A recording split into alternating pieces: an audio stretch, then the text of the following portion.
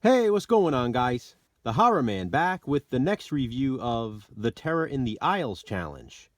This time, Jason and I watched Jaws.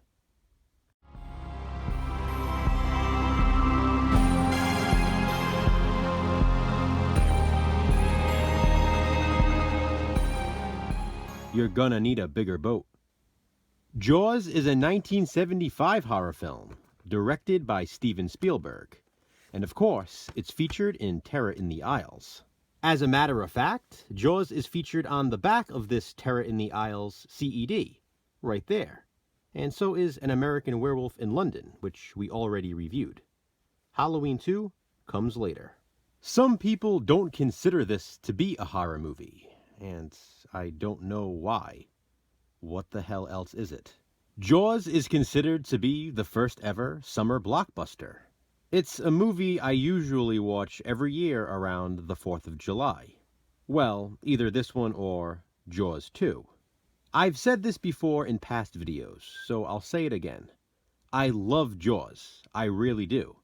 I just prefer Jaws 2. What it really comes down to for me is the pacing. Just as I mentioned in my Poltergeist review, Spielberg sometimes has a problem with editing. I know, who am I to say that? Big Hollywood director probably knows what he's doing, right? In my personal opinion, though, many of his movies tend to feel padded. I think they'd really benefit from a minute or two cut here and there. In regards to Jaws specifically, I feel like the first hour or so flies by. It's really well paced. It's that second hour that drags just a bit for me. Again, I want to make this clear. I love Jaws. It's a masterpiece.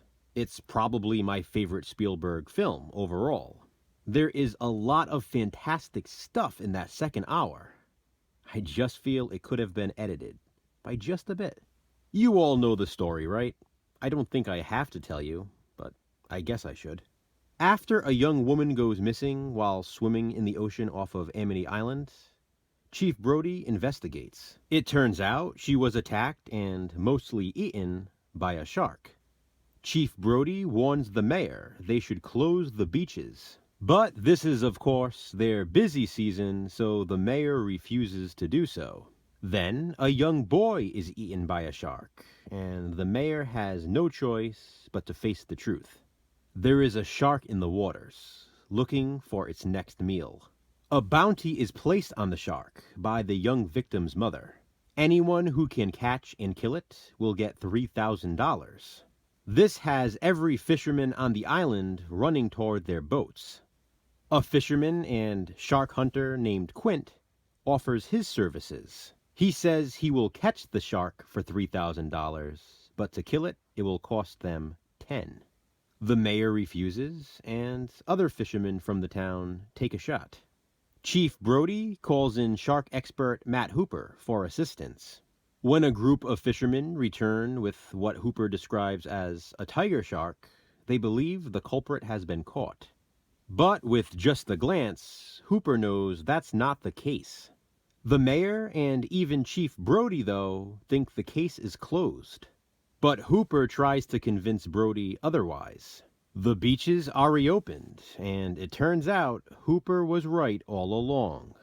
The shark is still out there, and the shark is still hungry.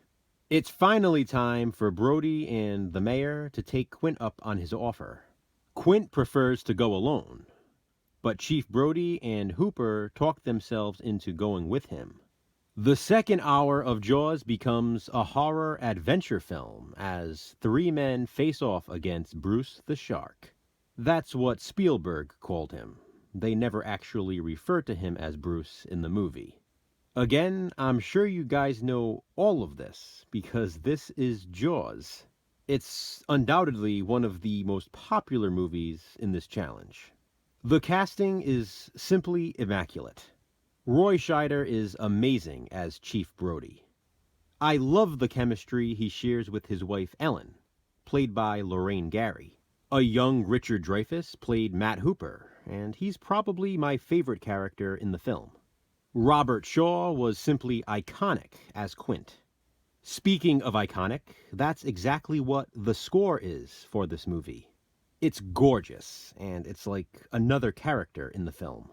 The kills are pretty horrifying, as are the remnants of them. When Hooper finds what's left of the fisherman underwater, it's a great jump scare.